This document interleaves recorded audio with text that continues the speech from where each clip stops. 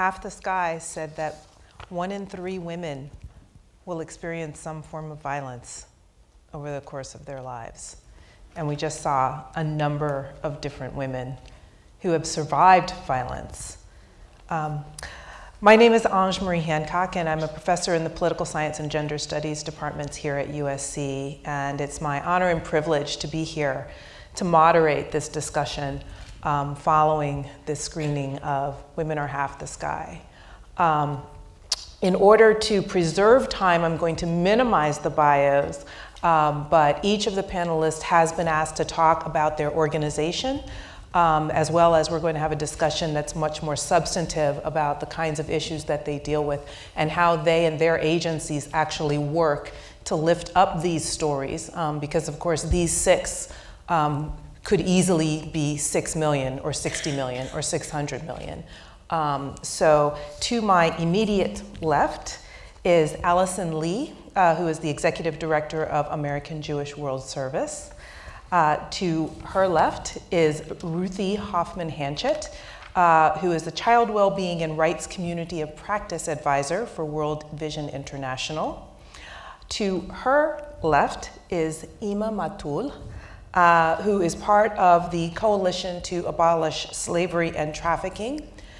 And then finally, all the way on the end there is Lori Becklin, who is a fellow with the Los Angeles Institute for Humanities and a Los Angeles journalist as well. So what I'd like to do is actually start with you, Lori, if you don't mind. And you can talk about some of the work that you've done, but also, Sheryl WuDunn noted in the movie that there are 60 million women and girls missing because they've literally been discriminated to death. And so I was thinking, as the work that you've done, whether it's in Ethiopia or elsewhere around the world, what would it take to really change that kind of situation for women? Give me the easy question to start out with. In 2 minutes or less, of course. No, I mean, I think the thing you have to give women or allow them to obtain is power and money and the freedom to use both. Easier said than done. I'm here.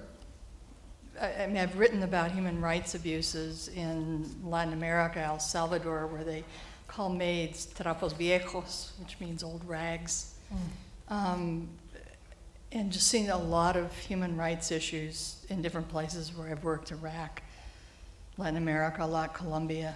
And 15 years ago, I became involved with a nonprofit that started here from a woman from Ethiopia who had herself undergone FGM, although she wasn't talking at the time, who came from the southern states of Ethiopia. 100% of the girls there underwent this procedure. It's the world's oldest Christian nation, although there are many Muslim communities there as well.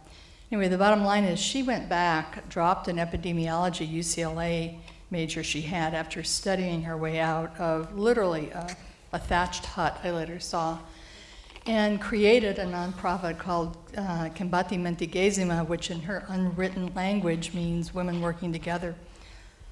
And the first thing she did when she got back there was to go to this church that she had grown up with and go right into this issue of FGM, because she'd seen, just as you're seeing here, 2 of her sisters die in childbirth. A third, she was very close to die with twins when she wasn't there. Many issues like that. Mother being beaten because she allowed Bogue to go to school. So she created this thing, and she went back and talked to the church, and she said, what gives us the right to edit God's bodies?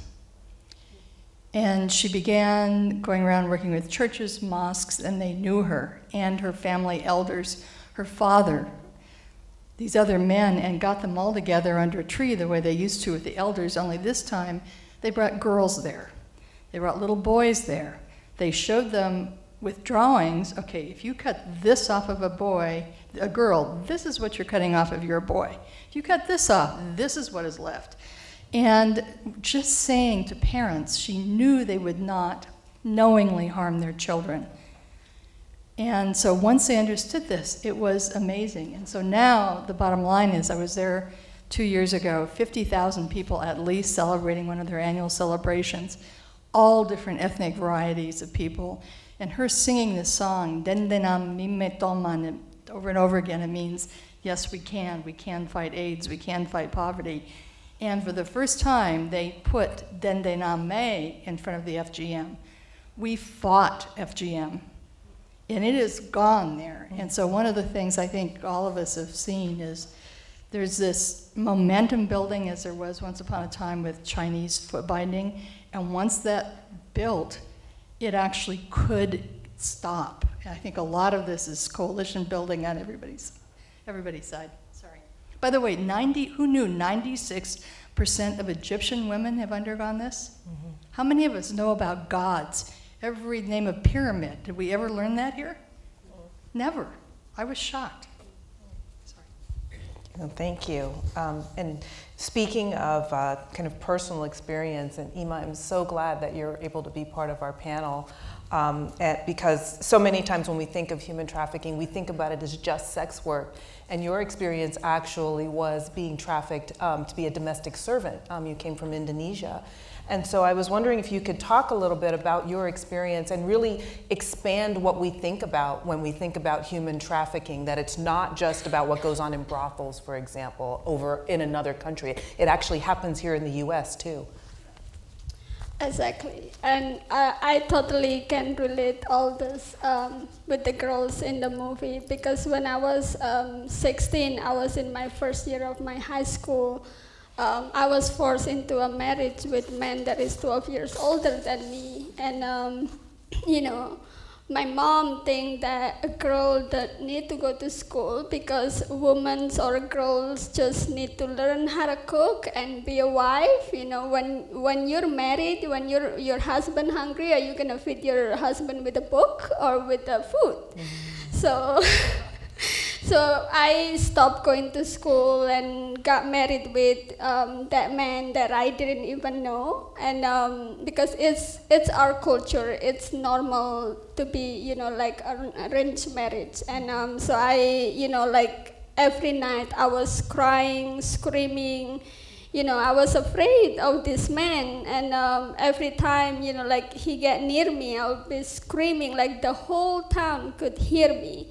And, you know, I felt so ashamed with the people in my town, and I got a chance to run away, and but my parents finally realized what they had done to me, and, you know, they helped me escape, and I mean, they helped me separate it from my husband.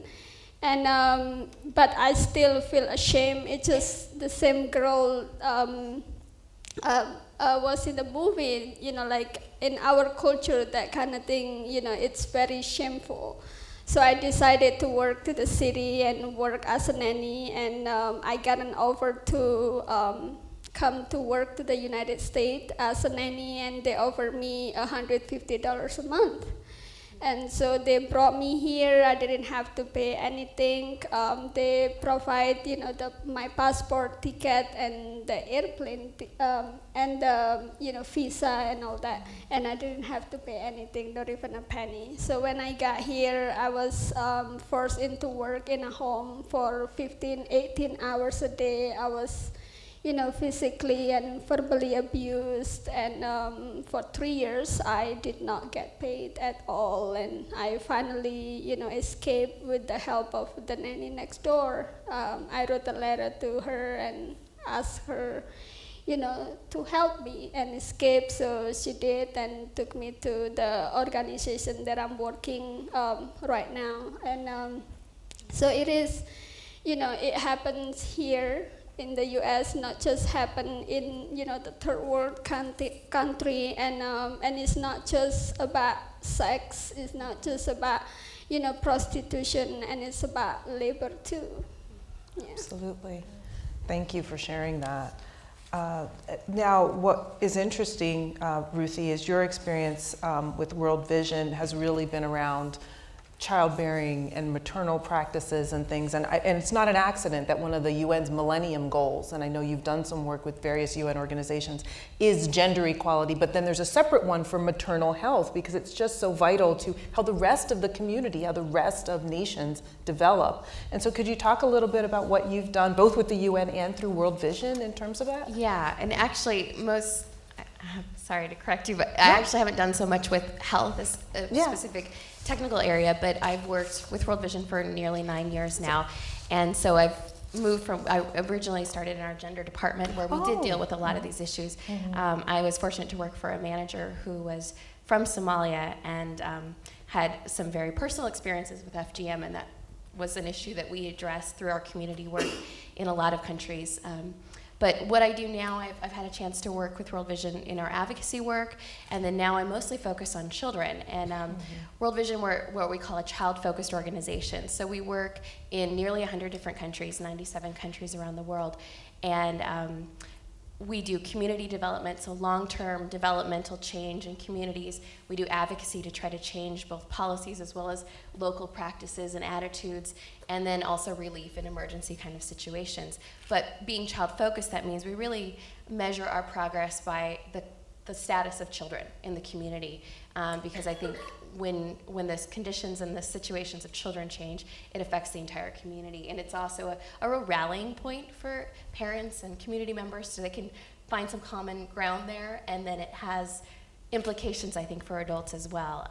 That's the work I've been doing, especially focusing on child rights and protection of children, looking at issues from trafficking to sexual exploitation, early marriage, education, all of those in the last few years.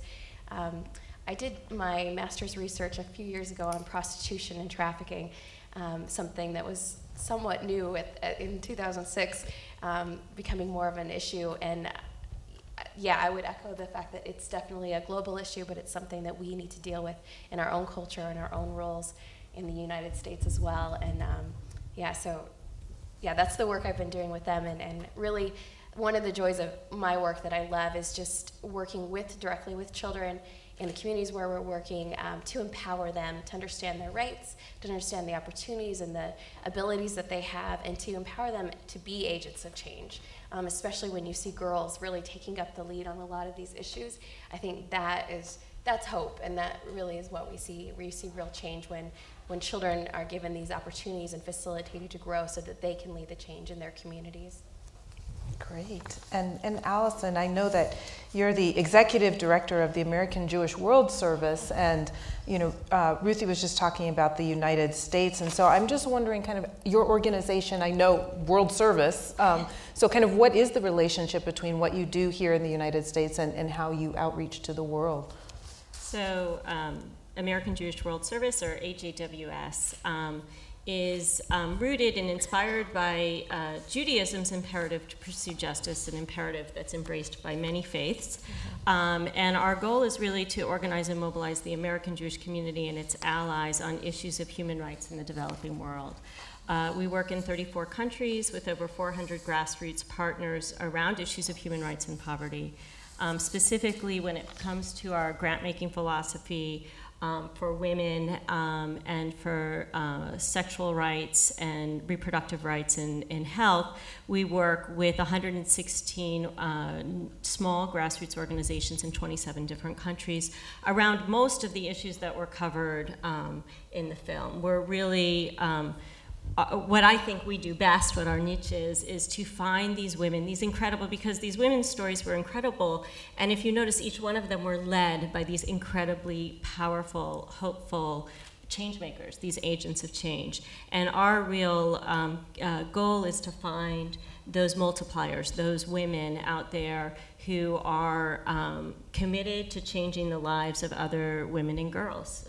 And we do that around issues of gender-based violence, around issues of economic empowerment, around issues of sexual and reproductive rights, and around issues of sustainable economic solutions.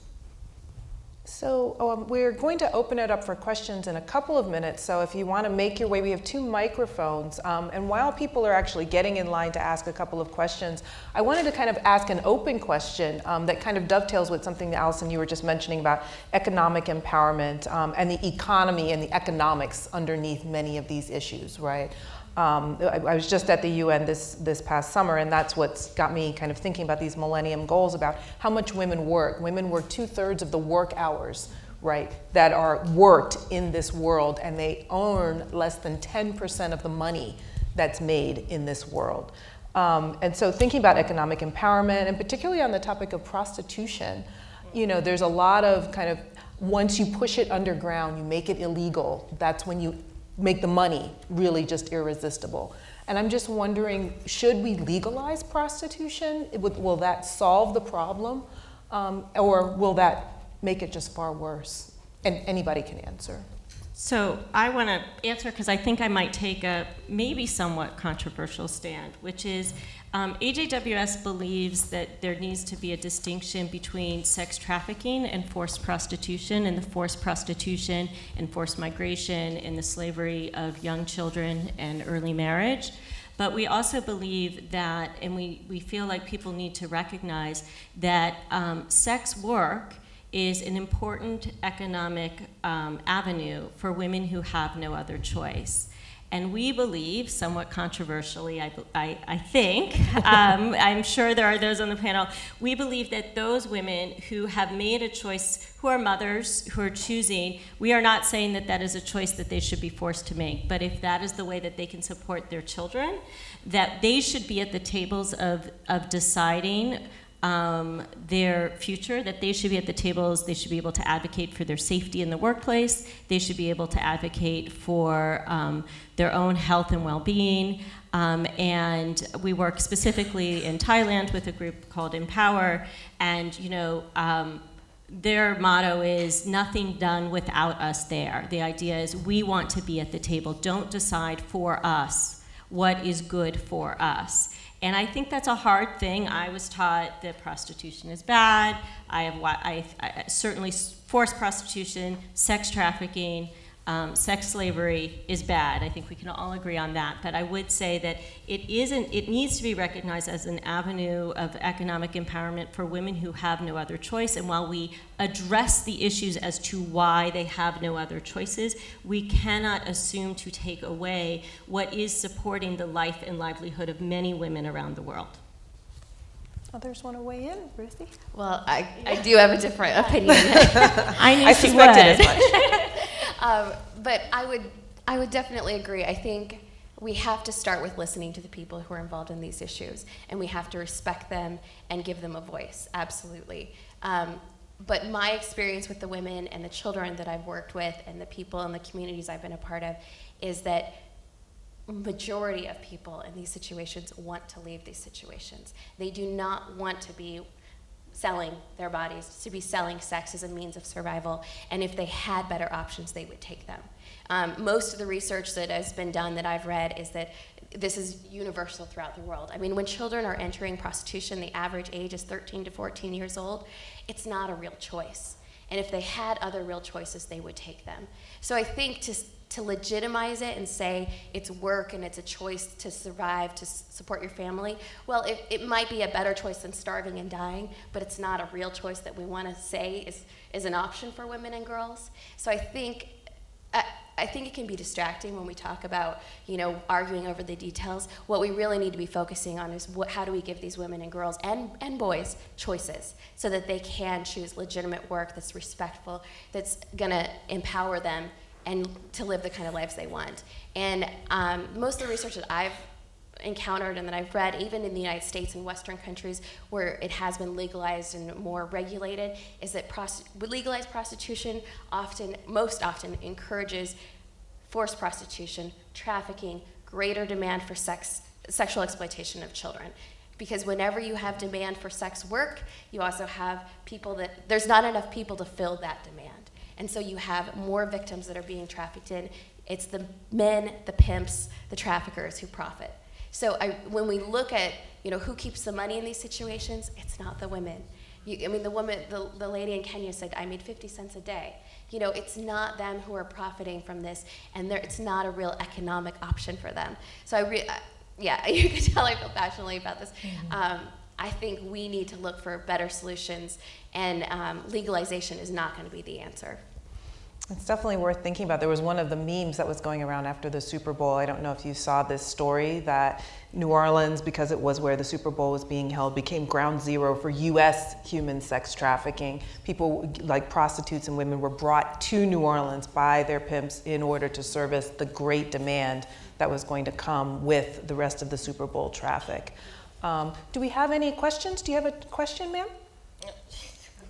You're facilitating, so we are open for questions. Give her something to facilitate. Absolutely, absolutely. So we'll, as people are talking, Lori, I know I just talked about a meme, but I also know part of what you're passionate about is spreading the word and how do we use media to get these kinds of stories out there. Clearly, Nicholas Kristof and Sheryl WuDunn have done a great job of raising the consciousness, but are there other ways and other folks who are working on this kind of stuff?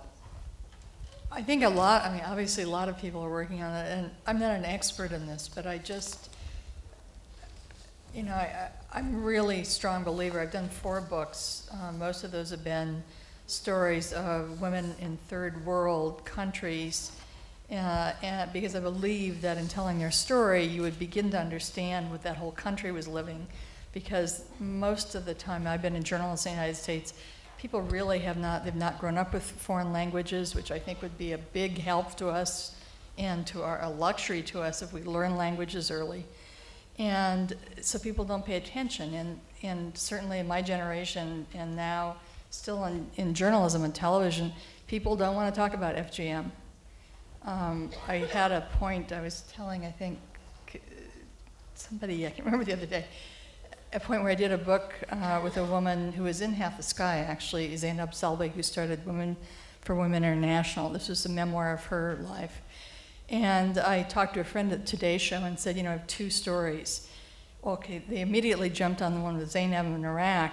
Do you think I could get them to even hear the end of Boge's story in Ethiopia? Because there was a sense that, okay, FGM is just something weird, you know, and you meet these people who are amazingly normal who have done this. You know, it's just not some, you know, voodoo guy with bones in his nose. They're people who live regular lives with their families and just grew up thinking this is the way things were. So I really do believe one of the things we can do here is to listen to their music. And there were music there. I was, you know, to watch people sing, to communicate, to listen, to jump in on I mean, I think that Half the Sky has done an amazing amount. And for us to be able also to just go out and talk about it. You know, it's, if you try to, how many of you, out of curiosity, has ever raised the word, or said FGM to anybody? Well, we don't count, right? Yeah, right. Yeah, we don't count. What reaction did you get? Yeah. Hadn't heard of it? They either hadn't heard of it, but once you get the conversation going, there's so much shock and horror and sort of a visceral reaction to it possibly either happening to you or if it's a man happening to the women that they love, that they just can't engage, they can't get beyond what becomes a horrific sort of distance. It really is one of those situations where you want to ratchet down the shock effect of the name. So people say circumcision, whatever. But it really is something that people talk about in a lot of other places. In Ethiopia, I watched these people, Boge got them talking to each other, using traditional frameworks of, you know, elders around a tree. And there was one, the most amazing press release I've ever seen from the head of HIV, UN HIV in Africa. He said, I was amazed. I walked in here and these people were talking about FGM and whatever, and I always thought we couldn't do anything about HIV for decades. And the next thing I knew, this Muslim elder was leading all the men in the village to be tested. You know, it can happen overnight. Wow. And I really do think you see these people and it's like getting that word out. I mean, that's us. We're in LA. I mean, we're media here. Absolutely. We have some brave souls who are going to ask questions. Yes, please. Hi, thank you so much for having this forum. I really am appreciative of it. I have a question for Ima at CAST. I know that CAST is involved a lot with labor trafficking and human trafficking. Do you, as an organization, separate sex trafficking and human labor trafficking, sort of, you know, draw kind of a line in the sand? Are you finding that it melts one into the other, or that you deal with both, with people involved in both kinds? CAS is providing services to all type of trafficking victims, so not just sex or labor, so both, so even for minor or adult. Okay, great, thank you. And we have one on this side, and we'll just alternate back and forth. Hi, my name is Joanna, and I'm studying global health here at USC. Just wanted to say thank you so much for coming out and sharing your experiences and your stories. It's really empowering. One of the questions that I want to ask, which is something that came to my mind while, Ruth, you were talking about the importance of having the survivors take the lead and really have a voice. So what are some of the ways we could, or the ways where the survivors can actually make a difference, can actually come out and really have a say in all this? Because there's so many great people who are trying to help, but really we don't really know until we experience it. So how can we kind of empower them? Well, I think we have a great example here of a woman that's brave enough to share her story, and it's inspiring and it encourages us. And I think, you know, you have a knowledge and an understanding that we don't, and that can inform our approaches to the way we address these issues. And I know in World Vision, one of the ways that we like to work with children is to have peers leading peers and teaching kids, you know, here's what to be aware of. If someone offers you in a job in the city, this is how you check out if it's legitimate. These are the things you need to know, so that, you know, people are gonna listen to someone who looks like, sounds like, lives their experience. And that's such a powerful opportunity that we need to take advantage of. So I don't need to talk anymore if you want to share something. Well, and Ima, I know that you were just appointed recently as the head of the Survivor Leadership Program for CAS. So maybe you could talk a little bit about what you do there with the survivors to kind of get them to be able to tell their story. As a survivor organizer at CAS, we have a program called the Survivor Advisory Caucus, which is a leadership program for survivors of human trafficking. And we did a lot of amazing things, and I have one member of the Survivor Caucus here today, and we do, you know, like a lobbying, and, you know, as a survivor, we have a powerful voice. And, you know, like when we go to a meeting with legislator, if, you know, you tell that person a story of survivor, like they wouldn't, like, you know, believe, or I mean, they will believe, but it's better to hear it from, you know, the survivor themselves. So as a survivor, we, you know, we have this also called the Survivor Network that we have. It's a group of survivors around the U.S. and we have like about over 100 members right now. And so, you know, what we do is just mentoring each other with mentoring a new survivor. We have like a peer-to-peer, you know, like a support with each other. And so it's, you know, as a survivor, we can do a lot of things. And I would say, like, what is happening right here is, so we work in the Congo, we work in the refugee camps. In Chad for the Darfuri refugees, we work with women in Liberia. All of these women have, you know, I think if you saw at the very beginning of the film, have been victims of rape in a way in which rape has been used as a tool of war and as an accepted tool of war. And that exact model is happening even in places like the Congo. And this idea of peer-to-peer counseling, the idea of education as a means of empowerment, to destigmatize within the community what a young girl has gone through, to give them educational and economic opportunities. That's really the key, and most importantly, I think, is discovering that they're not alone. It is, you know, sometimes when we come into a village or a town and we haven't really even done anything, it's the mere presence of knowing that they're not alone, of knowing that there are people right here in Los Angeles in this evening trying to tackle this issue. That matters. The feeling of not being isolated, and you all adding your own voices however you can, I think you cannot underestimate that. Yes, so we have 2 more questions, I think, after you. Hi, thank you for being here today. My name is Melissa. I'm a senior international relations and French and business minor student. So my question is about how you can complement all the work that you're doing for improving the situation of women, but complement that with something that's targeted at men because of just their perceptions and treatment of women that need to change. And just for an example, I was in Peru over winter and working in an orphanage and where the instructors, the men, it was a young boy orphanage, and you know, they would go on a hike or go on a walk and see women and start whistling. And of course the little boys are seeing this and mimicking and adopting those same attitudes and behaviors. So what do you think would be effective work, or I guess what have you seen be effective that is targeting men and their perception and attitudes towards women? Ruthie, you're working with the kids. Does Yeah. World Vision have programs that Absolutely, are both for boys and girls? absolutely, and I think you've brought up such an important point that I wanted to mention too. And even the side of men can be victims too, and that as we're growing in an understanding of men's being victimized through labor trafficking, I think part of encouraging survivors to come forward is recognizing that this can happen to men. But also, yeah, absolutely, it's such an important role that men can play in encouraging gender equality. In teaching young boys what it means to model and to demonstrate what equality and gender relations can look like, and to raise boys up to respect and to you know, embrace women and the power that they have.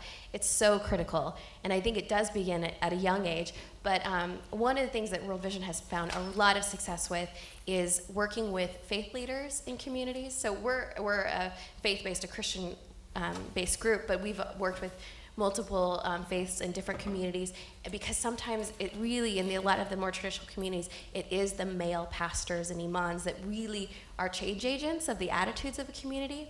And so we've had a ton of success in some communities where we've asked them to look at their holy scriptures and say, well, what does the Bible say? What does the Quran say about the roles of women and the rights and the roles of men and how men and women should relate to each other and what marriage should look like?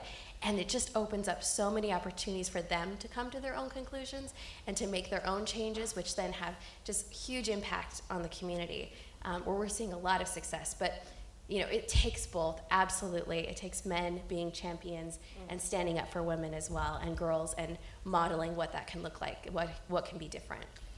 I think one thing that I've seen is when men and boys, for that matter, understand the advantages that come to them through this. I mean, more money comes in, more of it stays in the family, other sort of things like that. But also, there was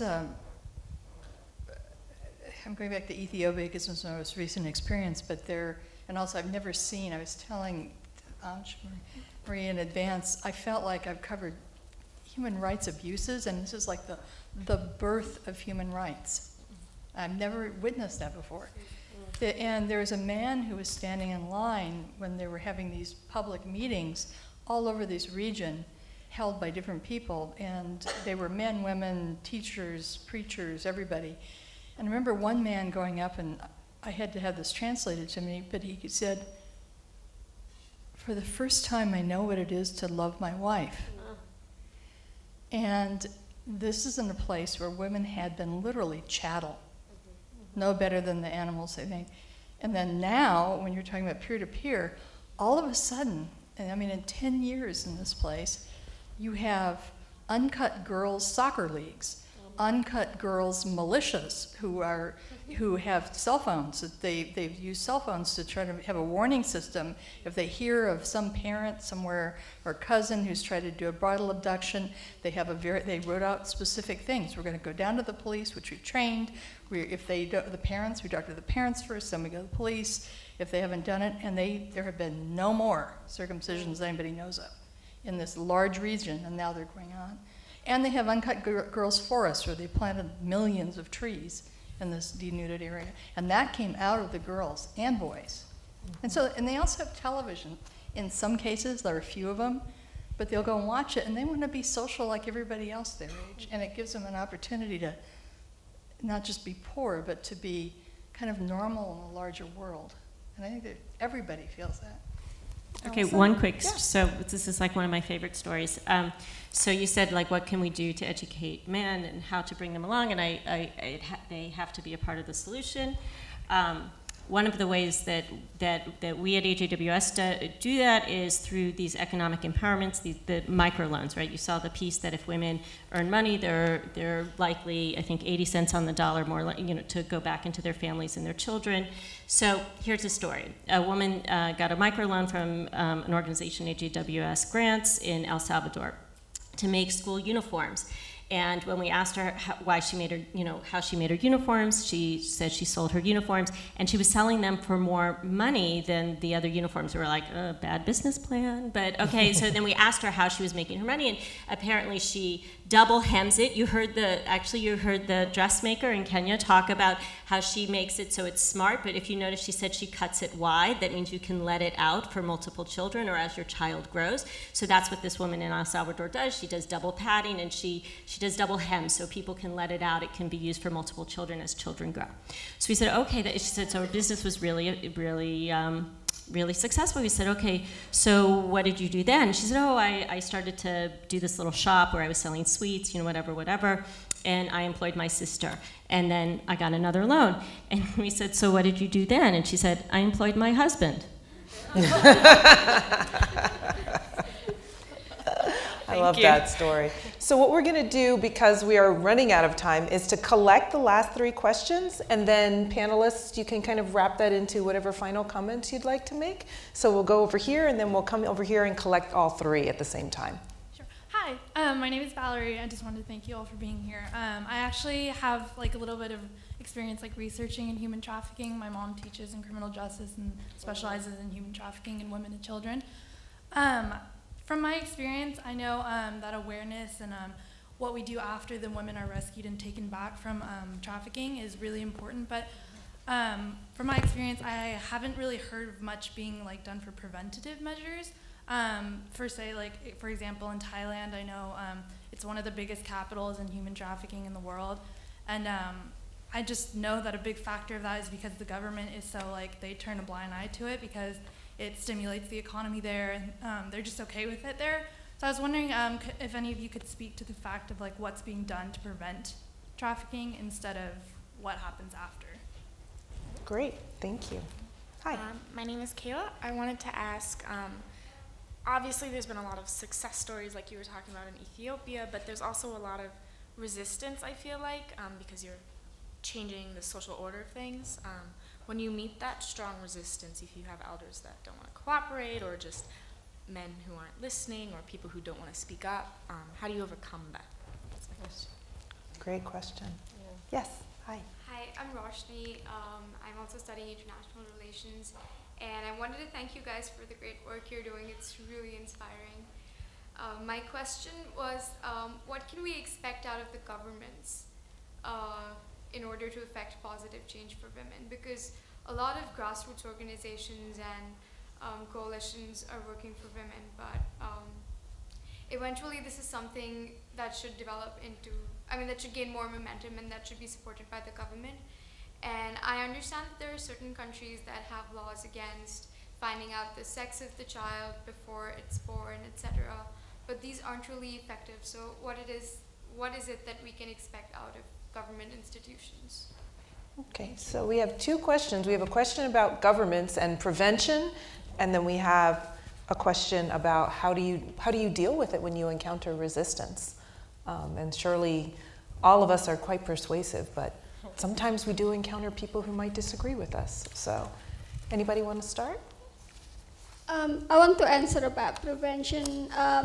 This is, as a survivor community, it's not easy to prevent human trafficking for people from other countries, to come to the U.S. And because of the economic situation in a country like in Asia, for example, I know in Indonesia there's because it's not enough opportunity for women or men over there, so that's why they chose to go to work overseas, and they didn't know that they're gonna be exploited and all that. So as prevention, I think it's better just to educate those people in that country of origin, and just educate them to be aware of human trafficking, or give them information what they can do if they're for example, if they see a sign, if their passport being taken, that means it's not right,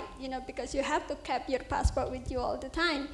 And so I think educating those people in other country, it's maybe could prevent from the happening. Lori or Ruthie? I just wanted to ask a question, Emma. I wrote some stories. I wrote some stories too about this. I know there have been a lot of situations, including in Los Angeles, where suddenly, we find girls or women have been trapped for years in labor situations or working somewhere.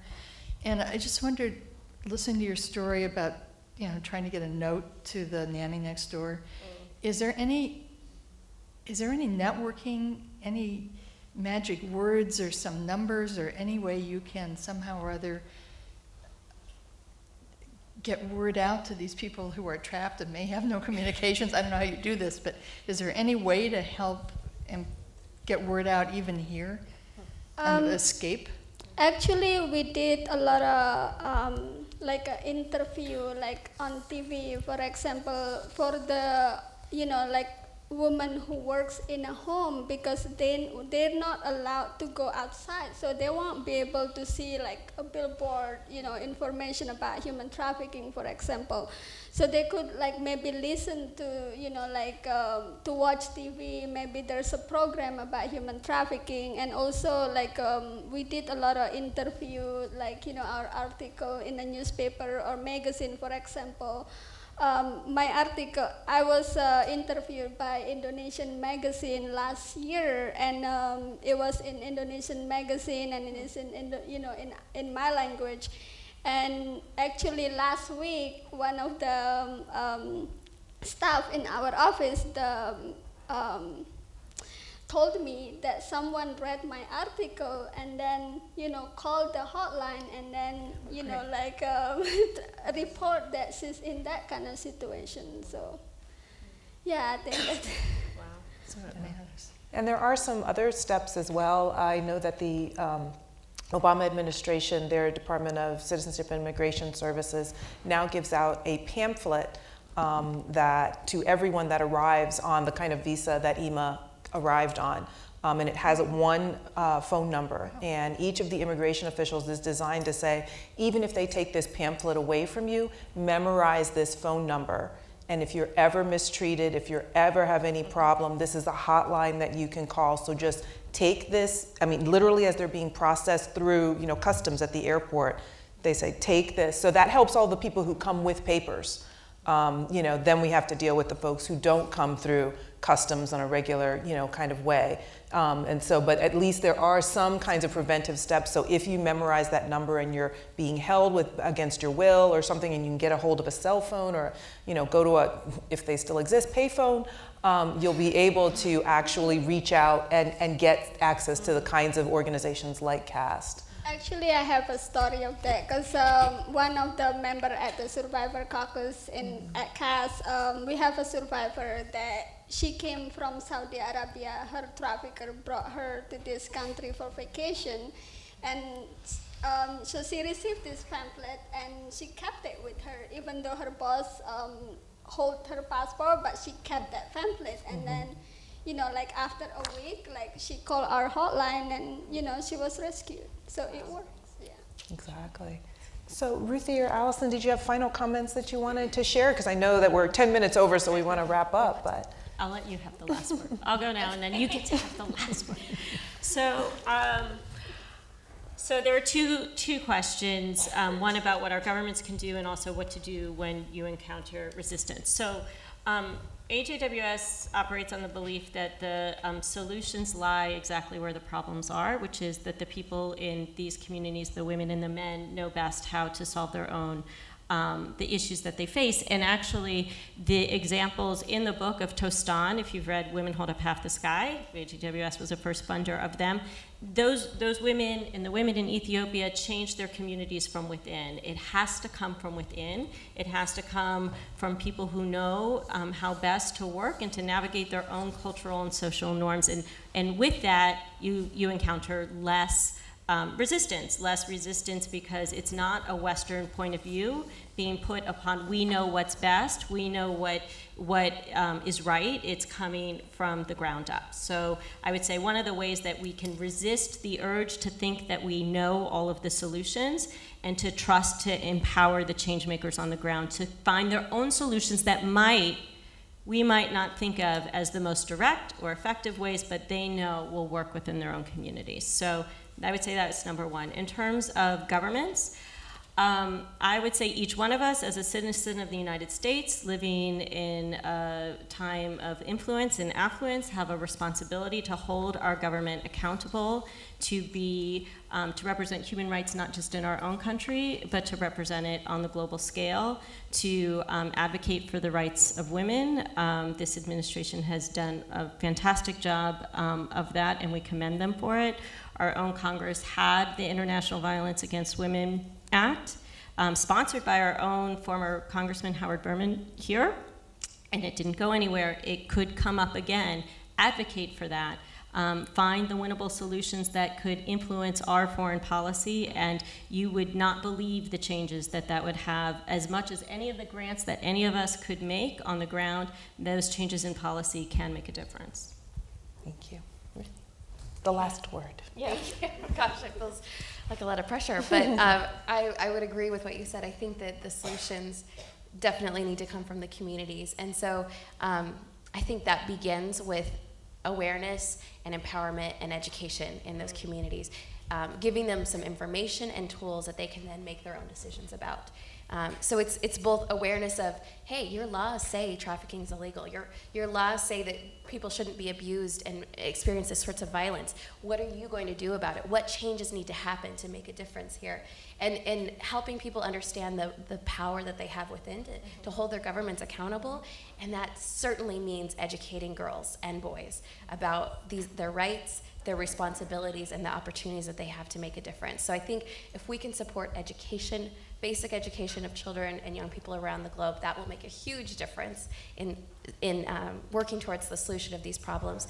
But then that also, as you said, translates to our own responsibilities in our own country and our own communities, knowing our own policies and holding our legislators and our decision makers accountable, helping to implement those at a local level, making them real for people that need to have that relief and that help that they are provided. Because oftentimes there's a law, there's a service, there's an opportunity, but we just don't access them or we don't know about them, and so we're not taking advantage of them. And I think we can all tell someone about these issues, and we can become that neighbor that notices that something weird's going on next door, or makes a relationship with someone who seems hesitant and shy, and it might be the opportunity that they feel safe to come to us and talk about an issue. So I think we can reach out to those in our community and really notice who is the most vulnerable, who could be experiencing some of these things, whether it's domestic violence or exploitation of all sorts. Especially when we think about vulnerable children in our communities, children in foster care, children living on the streets. We need to be reaching out to them and including them and being their neighbor so that we can welcome them and help them in those ways. And I think even just our own attitudes, I always want to encourage us to look at our own attitudes towards equality, towards women, towards sexual exploitation of women and children and men as well, and looking at and examining those. Does our language reflect an admiration for pimping, or does it, really talk about what that injustice means? And just looking at our own attitudes that we've inherited from our culture and saying that, I'm going to make a difference, I'm going to change this, I don't have to accept it the way it is. Because we all have the power to make a difference in our own communities, and that can make a change throughout the world. Well, I know that all of us would like to perhaps have conversation with people after the panel. So before that, if you would join me in thanking the panel tremendously for their time.